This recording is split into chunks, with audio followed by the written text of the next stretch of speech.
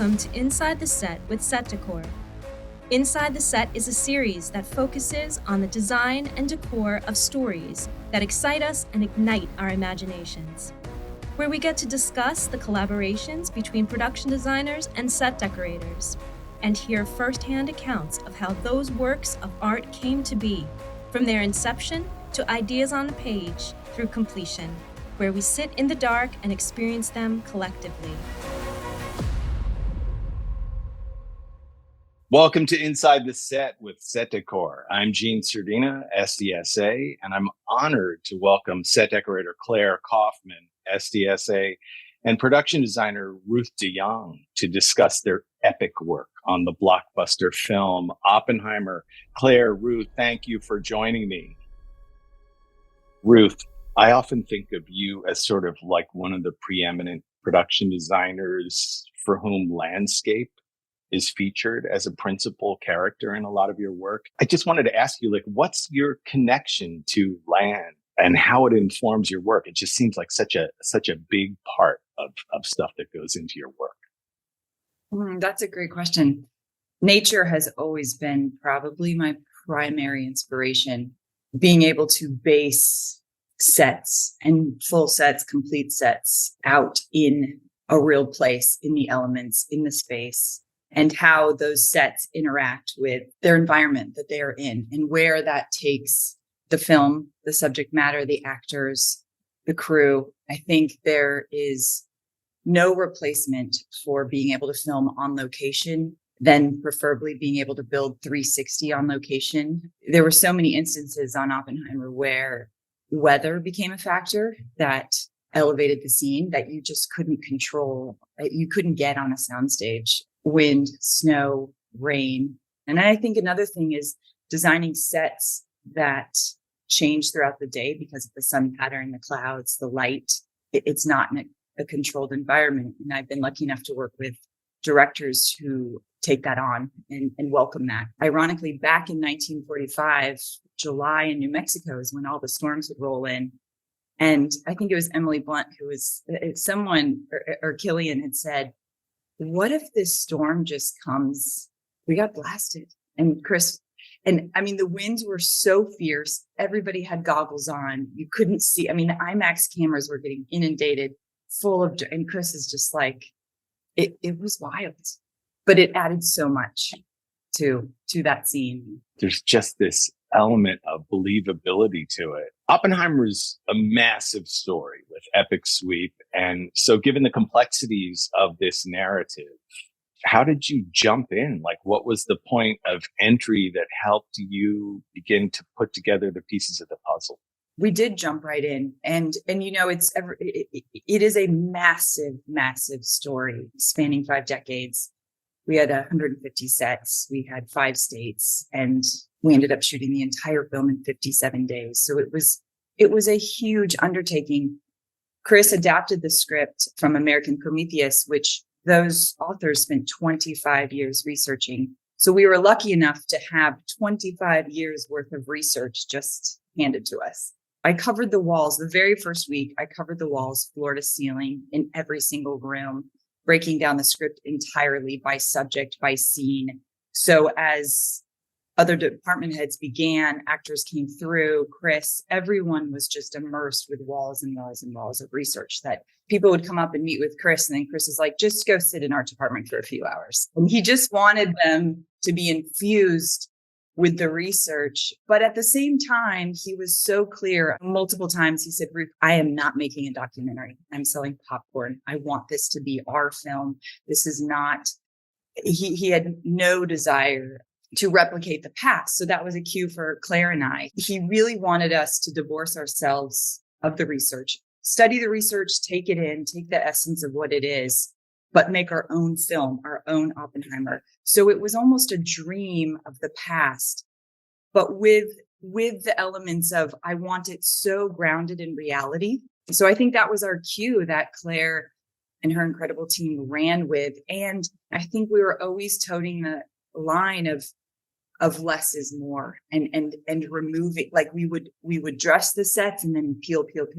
And Chris too would, just so it was perfectly appointed, but not too much. Yeah, Claire, I'm familiar with Ruth's office environment and the way the walls are carpeted with just like all of these inspirational images. And I imagine that when you arrived, that was probably a big source of inspiration.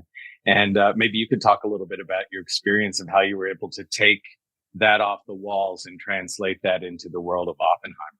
It was amazing to walk into that space at Universal, very similar to a way that I have worked on films in the past. I think it gives you such a sense of what each set is going to be and the arc of the film and the textures of the film.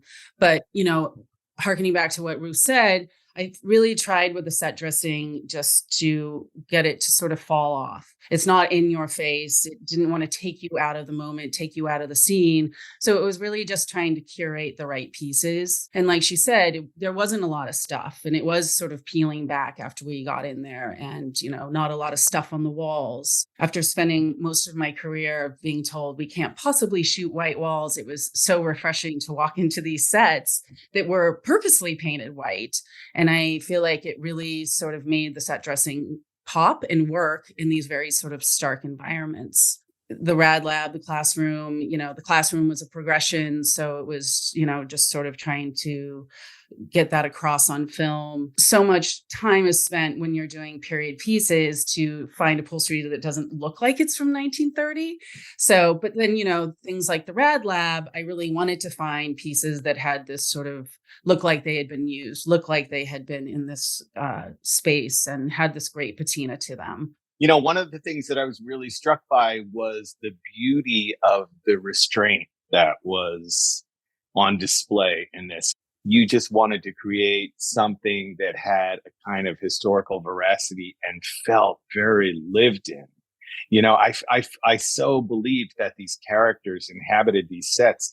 I was curious, Claire, too, particularly in the labs when there's a number of experiments that are underway during the progression of the film. I was trying to imagine like the separation of like what part is set dressing, what part is props, what part is special effects. And I would imagine that takes a tremendous amount of coordination. Can you talk about that a little bit? First off, Guillaume, our prop master, is just the best. He and had quite a bit of equipment, but then, I had my guys sort of making specific pieces to fill in the holes, trying again to get it right and doing the research and finding the right wires and the right pieces, really making you believe that these things are actually working in that rad lab. Like the bomb, you're standing next to this thing and it's bone chilling. It's so important to me to work hand in hand with the prop master because it's all so important and that it all works together. It's not sort of props is over here and I'm over here. We talked about everything. I would bring dishware and glasses for him and all the pieces, and really tried to make sure that we had each other's backs. That was how we had to do the entire film because Chris moves so fast. Yes. He gets days ahead, weeks ahead. And a great funny anecdote to the glasses and dishware. We were in New Mexico and shooting the Strauss's hearing. He was going back and forth to his where he would meet with his assistant before going back into the hearing. And Chris decided that instead of it being coffee and tea conversation, it was a full chicken dinner situation. So, of course, Guillaume and Claire were all ready for coffee and tea and crumpets and you name it. They're like, Ruth, are you on your way to set? I was like, oh, yeah. And Guillaume's like, what store is open right now? And I said, I'll go to Walmart. They're open to get this fine. It was one of those moments where I was like, if anyone knew on a Chris Nolan movie, we're shopping at Walmart because we need a full 5-piece plateware situation. And I needed their finest china because no one had it on the truck right there. And the Walmart was like 2 minutes from set. It's not that we were not prepared, but that was a curveball. That was just, I think that was the beauty of the entire project is everybody remained nimble. Everybody was just a chameleon to where Chris was going to go. The separation between departments didn't really exist. There was a complete fusion and Chris demanded that. And just naturally, we all came together and did that. And that was really beautiful because you can be on films where it is very separate and it feels like a struggle to sort of say, I need help. I know that's the beauty of what we do. It's like you sort of in the moment, you're trying to solve a problem and you come up with a solution. And it seems to be a small detail in the corner of the set, but somehow it gets featured in the foreground and then it becomes part of the iconic language of film. One of the other things that I found myself thinking about a lot during this film was when you contemplate having to create a world that preceded and gave rise to the atomic bomb's creation, I was thinking about like designing the Manhattan Project, like, being handed that. Ruth, how do you sort those pieces and bring that into the physical world and go, let's create this, like the locations, which parts are builds, which parts are existing locations that you have to modify, and all those pieces of the puzzle that come together. Can you talk about that a bit? Yes, absolutely. It's a complete game of Tetris, I think.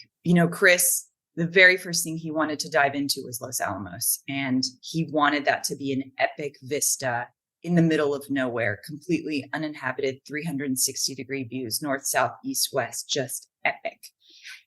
That was immediately my first task with him. Simultaneously, though, he goes, as we're looking for this epic vista, we're going to go to New York, we're going to go to DC, we're going to go to all of Oppenheimer's stomping grounds, you and I. And that was a beautiful, no one else. And Chris is known for working one-on-one with his designer for about 8 to 10 weeks prior to any department head. Going to all of these actual places helped build the framework. Even most of them we couldn't end up shooting at: the Capitol, Washington, D.C., New York City. We did go to New York City for some driving shots, but didn't do any of the hotels. We were actually, Claire and I were tasked with doing New York, finding Washington, D.C. in New Mexico. And when I got that directive, I remember being in Santa Fe, looking at a sea of adobe houses going, Chris, you've got to be kidding me. And he and Tom Haysop were like, Ruth, you can do it. We had to be so nimble. And I mean, the hotel room where Strauss comes in and is upset about this Russian activity, and maybe there's a spy and maybe there's information. Claire did made that look like New York. And we were in a girls' school in Albuquerque on the whatever floor.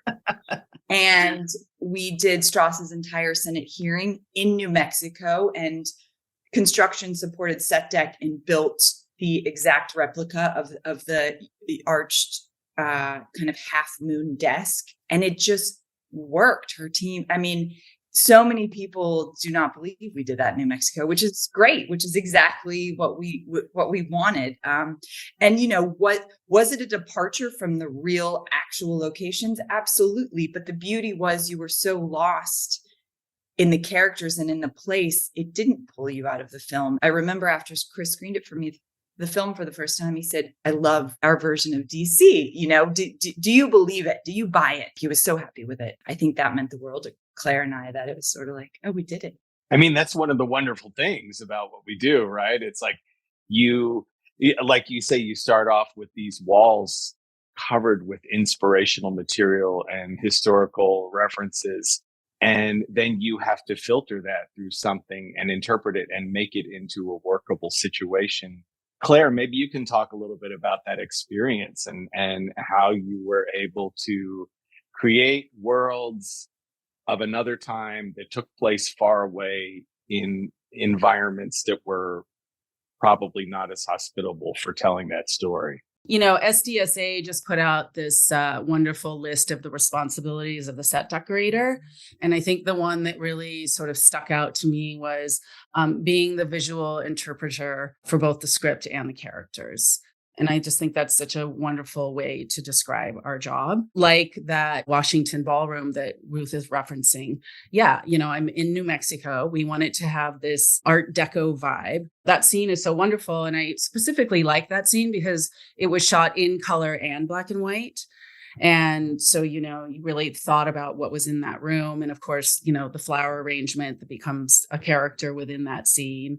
And, how high does it need to be? How is it going to be made? And that's the beauty of what we do, is just resourcing and finding things and getting them there and putting them in and really making that space believable. But we were literally in this girls' school. I mean, it was like their theater room or something, and the bones and the molding, it was, that combination was great in our found locations of sort of being able to see a space and turn it over to set deck and have it completely transformed.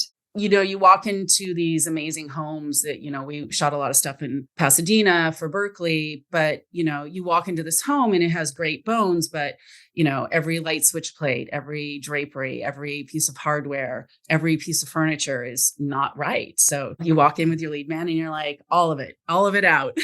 And so again, it was just going back and really looking at the spaces and thinking about the scene and what it called for and trying to be very picky, choosy about the things that we put in there. Yeah, everything needs to be considered, and you guys did such a remarkable job of it. Claire, you have experience doing period work before. I mean, you did beautiful and very varied work on Little Women and then White Noise. There's an epic time sweep on this movie. And so I go, how was it that you were able to just slide into these periods and make it happen? Maybe you can talk a little bit about how you cram all this period information in and then start to just do your thing. I love the research part of it. And even though it had to be done in a very quick pace, I sort of jumped in with both feet and just really tried to get as much knowledge and pick the right things. I think being organized, I always say my first instinct is my best instinct, specifically with this one, because it was such a tight schedule. I just really had to believe in my choices and believe in my instincts for this. Claire was such an incredible fit to the team because of her guttural reaction and instinct. It was perfect. It was perfectly appointed. It was what the film needed. We didn't have the time to sort of, we could go this way or we could go this way, or it was that immediate reaction. And as Chris and I, going back to our scouting process and kind of scouring the United States, coming back with a plan, coming back with locations, and then presenting it to Claire, to Hoyta, to everybody, Guillaume, then it became, everybody just fell into place of like, great, that's the location. And then Claire went to work, and her set deck boards, she would present them to Chris and I, and they would be the floor plan from the art department director's plan. And then she would, flush them out. And then we would be able to talk about the furniture. And Chris had opinions too. Jean Tatlock's bedroom was so beautiful, and the bedspread, and then the dress Ellen and Chris chose, this red velvet with her leaning up against the bed, and Oppie's suits.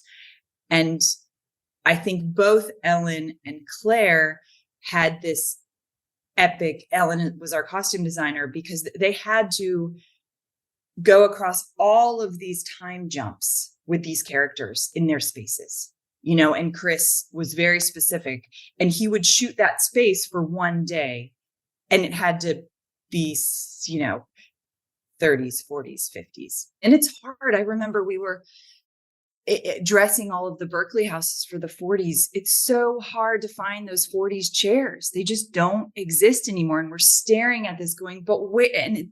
So it was incredible how I don't know how they found them. Happy accidents along the way. I can tell with the number of sets that you had and the short shooting schedule that you had for that, to be able to pull off something with this epic suite. I mean, you just have my highest compliments. That's tremendous. And I know that you both have that other gear that you shift into, and it's kind of like we're getting this thing done. The balancing act that's required for narrative storytelling of a historic event is like you're trying to keep some fidelity to the history, and at the same time, you have to accommodate the needs of the story and the way that the director wants to tell the story, and whatever impressions that the director wants to make visually. And I'm just curious about what that process was like. Chris wrote this script in the first person, which and I'd love to hear Claire's take too, because I don't even know if we were just off to the races once she read the script, but I had never read a script in the first person ever before. I don't know if it's really been done. It's a thing. And he wanted, so the directive, without even meeting with him or speaking with him, it was like, oh, we are to be the eyes of Oppenheimer. And this story is told as Oppenheimer. And we are in his shoes walking this entire 180 pages. So immediately that's informing the worlds and the sets and the props and everything, because it's really from the point of view of Oppenheimer. I don't know, Claire, I'm curious when you read it for the first time, if that sparked anything. In hindsight, I think it's what makes Chris such an amazing director. Like Room 222 was just such, I remember the first time we scouted that room, I was like, we're shooting in this room. We're not building this. It is so claustrophobic, and he's in this room and he's stuck in this room and everything is falling apart around his world. I don't know if that really answers your question, but it's just, for me, watching Chris work, he's a master. And it's like that comes across not only in the script, but in his directing. When somebody has a very strong point of view and they're able to communicate that, it makes our job so much easier. You're like, oh, I understand what you're going for. Imagine working with somebody who's unable to express that. And the wonderful thing was we designed the film in that way from the beginning, Chris and I, so that we are going to see 360 everywhere. So Claire and I could open set and depart and not go, oh, he wants to turn around. No, he can turn every direction. Anywhere. Yes. And that doesn't mean we need X amount more money and X amount more time. It was the strategy that the entire team from the get-go that was established within the art department and beyond. And together, no one was going to let anybody fail. And that brings me to our White House debacle. We really wanted Los Alamos and Trinity to shine and be as epic and big and vast as they could. So we wanted to pour our resources into those sets. And I said, we've got to be able to find a White House location, the Oval Office, the lobby, and the cabinet room. Sure enough, the Nixon Library is in Yorba Linda. I was like, perfect. We scouted it way in pre-production. We didn't love it, but we knew with a total redress, Claire and her team would do a great job making it the Truman Library. It wasn't entirely to scale. Didn't matter. We could cheat that in camera. Figured out a lobby, figured out a cabinet room. 7 days out from needing to land there, Justin goes, we lost this location. I go, what are you talking about? We lost this location. We shoot this in 7 days. And I go, Chris, I really need to talk to you. He's like, now? I said, now. So we go outside, and because he was really, he's so focused when he comes to set, and he's just in his mind processing what he's going to do. And I said, is Emma around? And it was me and Tom and Chris and Emma. And I said, look, we don't have the White House. And he looked at me and goes, oh, well, I guess you'll have to build it. Turned around, walked in the house. I was like, what? But it's not just the Oval Office. It's the Oval Office lobby. It's the cabinet room. I don't know how they pulled it off. It's just not the fire drill you ever watch. Ever. Like, everyone knows what the White House looks like. It's a 2-minute scene. Like, what? First 2 calls, Samantha Englander, who was my supervising art director. And I said, remember when we were deciding whether or not to build the White House? She goes, oh yeah, I still have a set flat packed on hold. It's the Veep Oval Office. No idea what state it's in. No idea if it's been rented. Let me see. Sure enough, she had it. Their first response, oh yeah, it takes us about 3 to 5 days to pull those sets out. And I said, Sam, Jonas Kirk, our construction coordinator, he and his entire team will pull it out today, and they have to transport it to Universal. Tom Hayes said, you need to book a stage at Universal now. If not Universal, Warner Brothers, anywhere. And it was really busy at the time in LA. Then the next was, Claire, all of those amazing drapes that you've got custom made for the Nixon Library have to now be full scale because, for the actual real Oval Office, And I said to Tom and Emma, I just said, I don't know. I'm doing everything. I don't know that this will be standing and shootable, but we will do our best. We ran construction 24 hours a day for 5 days. Set deck was on 24 hours, different shifts. And Chris walked in. It was like this, was it the second or third thing we shot that day? And he goes, great. So we just did it. But that was the only set we shot on a soundstage on a backlot, the entire movie. There was conversation early on to do room, as Claire pointed out, like, why are we not shooting room 2022 on a stage?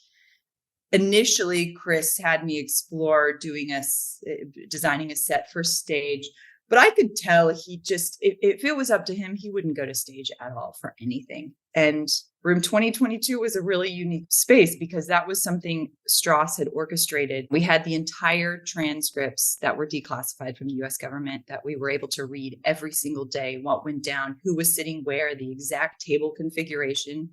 So Claire designed and built those tables, and we knew where each participant was sitting, and the sofa behind Oppenheimer was purposefully put there. He wanted, when Oppenheimer was on, being interrogated, to have the next witness right behind. Just it was horrible. It was truly horrible. When we found that location, it was in Alhambra, and it was the old Braun headquarters. Braun as in like the shaving company, and it had been abandoned. It was built in maybe the 40s. We walked into this condemned building, and I was like, Chris, this is just like the World War II. This the same architecture, the same bones. It was perfectly period. He goes, this is where we're shooting this. I was like, oh, I just immediately was like, the crew is going to die when we come on this tech scout. Like it was that small. And there was everyone's like, oh, they were flyaway wall. I was like, no, we were on location. It was uncomfortable for everybody. And I had to be in there for 2 straight weeks, Gene, filming that. So it's like Hoyta, the IMAX, Chris, and then everybody else was in the hallway. That's why I think it works so well. They're literally imprisoned in this space. But I mean, that set is such a great example of, as you were describing, the couch behind Oppenheimer. It was like it had a kind of psychological profile to it that told the story of the film so well. And you're just like, it was all worth it. You guys had such top-notch personnel. You have, one of the great cinematographers, Hoyta von Hoytema, costume designer Ellen Morozhnik, who's a fabulously talented person, Guillaume Delouche, the prop master, special effects coordinator extraordinaire, Scotty Fisher, who does all of Chris Nolan's movies. And I mean, that must have been such a treat to be working with people, as you said, who have your back, that are working at such a high level. Uniformly, there was this dedication to Chris's vision at the highest level with no compromise. Everybody brought their A+ game across the board. That is what was poured into this and what enabled this to work. As Claire said about Chris, his preciseness, it's so wonderful working with him in that way, because we're not vacillating. It's to the point, and the directives to myself, to Claire, and you're able to then do your best work. And I think the reception of the film is, that speaks volumes. Everybody wanted to see this movie, and it really resonated with a lot of people for very different reasons. I'm always struck by, as creative craft people, we're constantly in this state of problem solving, fixing something, having to suddenly reverse course on something. So I always think often the solutions we seek to overcome difficult circumstances wind up having really the most profound and sublime impact on the work. And so I'm wondering, can you think of any examples where you were presented with a difficult circumstance and ultimately the solution wound up being absolutely the right thing? In the very beginning, Los Alamos was a place that we wanted to do interior, exterior in total at our found location. Chris and I were like, this is amazing. And Jonas Kirk started budgeting in. This is not amazing. And immediately it became our Monopoly game of peeling buildings off. And that is where we flexed down to the perfect town. And Chris is like, and Hoyta's even said it, we didn't need an ounce more. The original goal was to do full interiors, exteriors at that Los Alamos. in realizing that was going to be cost prohibitive, I took a trip up to Los Alamos and found all of the interiors, the boys' school, which they commandeered, the lodge. So that is where we did the Christmas party. So we ended up cross-cutting the actual Los Alamos, which Chris and I were never in love with because it was completely non-period exterior, but we utilized those interiors. That is an area where it benefited the film immensely because it saved us a lot of money because I didn't need to build out these interiors fully. And it gave the actors, we got Oppenheimer's real actual house where he and Kitty lived. And I know Killian and Emily talk at length about that. There's an article in the Washington Post where the responsibility they felt and Chris felt and the spirit that was within those walls, that was something bigger than any of us. And Claire and her team, that house they did it perfectly. I mean, we had a lot of research of kind of the sofa and the light and the phone and the drapery, and they just brought it right back. I mean, it was literally, I know Killian and Emily were so incredibly moved, and Chris. I mean, they could have spent a week there, I think, just shoot. Everybody was so in love with that location. And had that constraint not been put on us fiscally, we would have just built our own Oppie's house. And I don't regret that for a minute. Beautifully put. And again, my hat's off to both of you. Like, such a fabulous job. And you should be really proud of your work on this.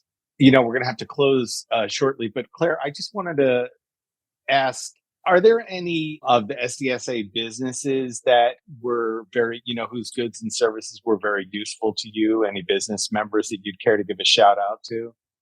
Oh, absolutely. Universal, Warner Brothers.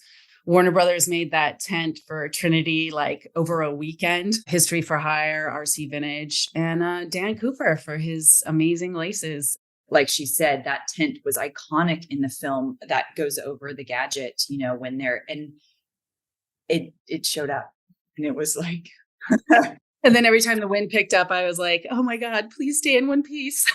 Yes, because we just had one. It's funny, as I'm listening to you both describe your experiences, I think we really have to love what we do in this business. There's so much sacrifice. And as you're talking about how arduous the process can be and physically takes its toll. And, there's just so much commitment that's required and so much mental toughness. To hear you describe your experiences on this film is to know that you must have just a great love for what it is you do. And, it shows in the work.